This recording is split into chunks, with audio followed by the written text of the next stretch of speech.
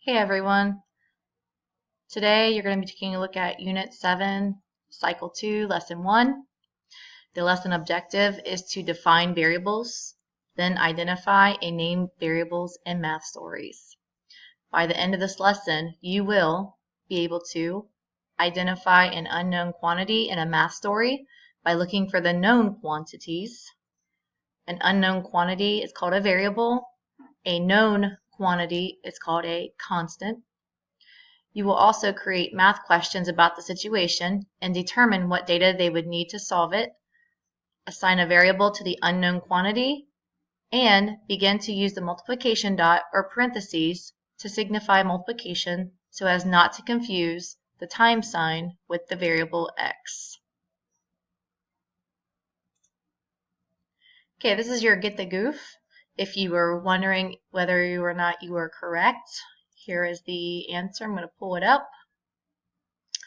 It says Dora cannot determine how many picnic tables will fit using just the information about the space between the tables. Dora is missing information. To determine the number of picnic tables that Miss Hudson can fit in the designated space, Dora needs to know the length of each picnic table.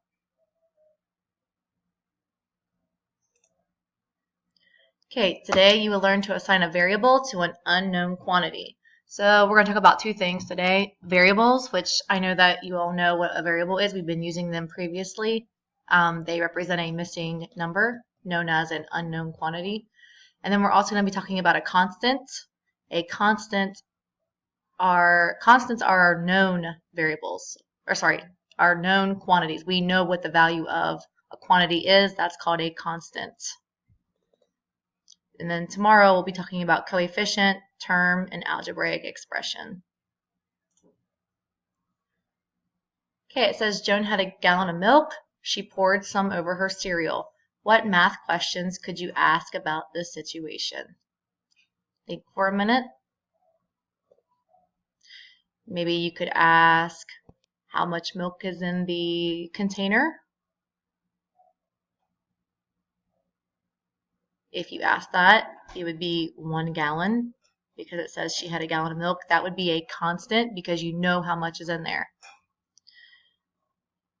Or you could say how much milk is in her cereal. That would be a variable.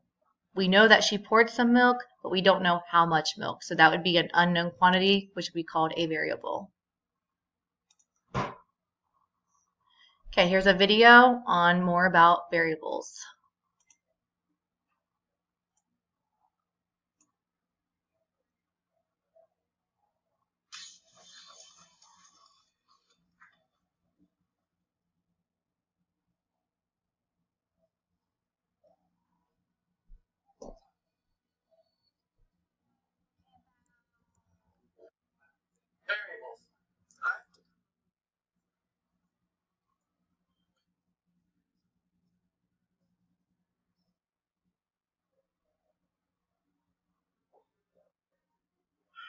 Wait, remind me what a variable is? Okay, a variable is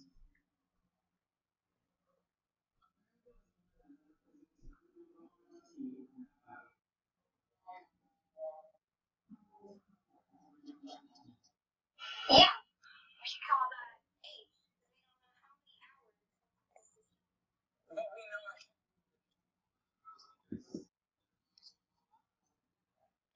and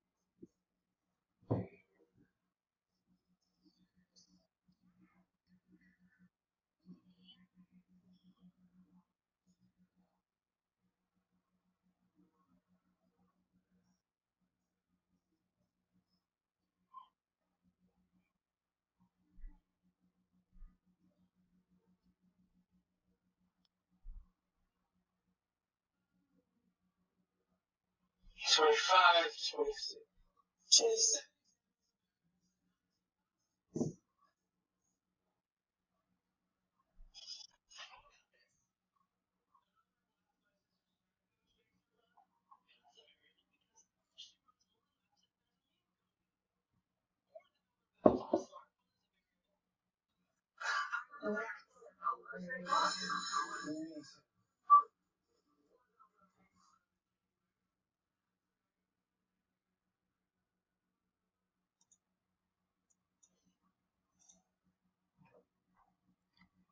Okay, for this first example, it says to assign a variable to the unknown quantity in the situation.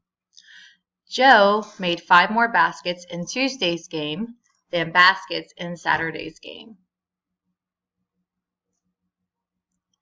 Okay, we need to figure out what is missing, what the unknown quantity is. In this example, we do know that he made 5 more baskets in Tuesday's game than baskets in Saturday's game.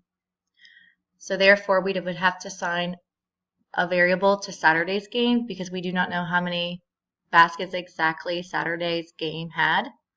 So if we knew how many baskets he made on Saturday, we would be able to figure out Tuesday's. So therefore, when you assign a variable, you need to choose a variable.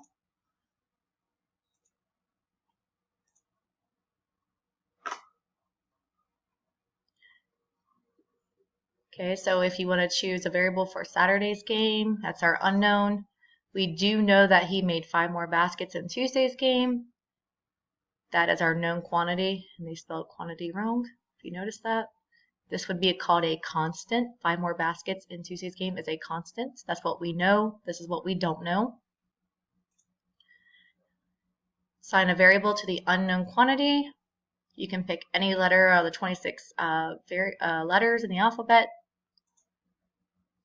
In this case, they want B to represent the number of baskets in Saturday's game, and they probably use B because basket starts with B. Some of you might use S because it starts with Saturday. It doesn't matter what variable you use as long as you can tell me what variable you're using and what it's representing.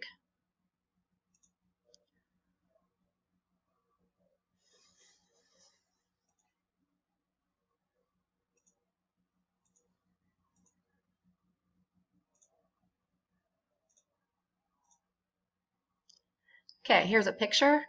What is an unknown in this situation? What variable could you use to assign to that unknown value?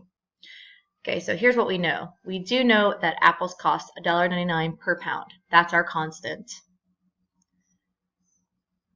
Now, if you look at the lady, think about what we need to know about her bag of apples in order to find her cost. Think for a minute. If you said we would have to know how many pounds, you are correct. We have to know the number of pounds that she is buying in order to find her total cost. So you can assign a variable. You can say P for pounds. So let P represent the number of pounds of apples the lady has in her bag. And then our constant would be $1.99.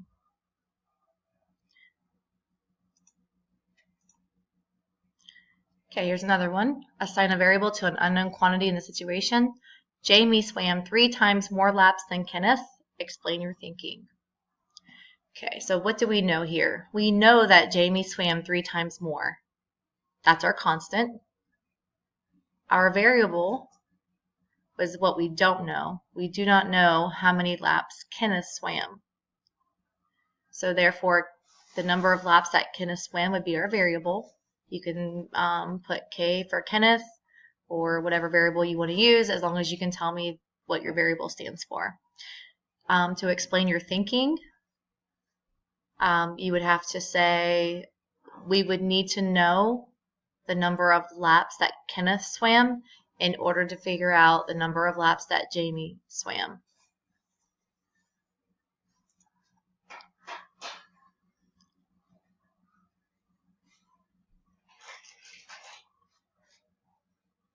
Okay, so this is the end of the screencast. What I would like you to do next is to get out homework for Unit 7, Cycle 2, Lesson 1, and complete all problems. If you need to rewatch this video, you may do so. As long as you have internet from home, you can watch the video as many times as you like. Thanks for watching. I'll see you guys on Friday.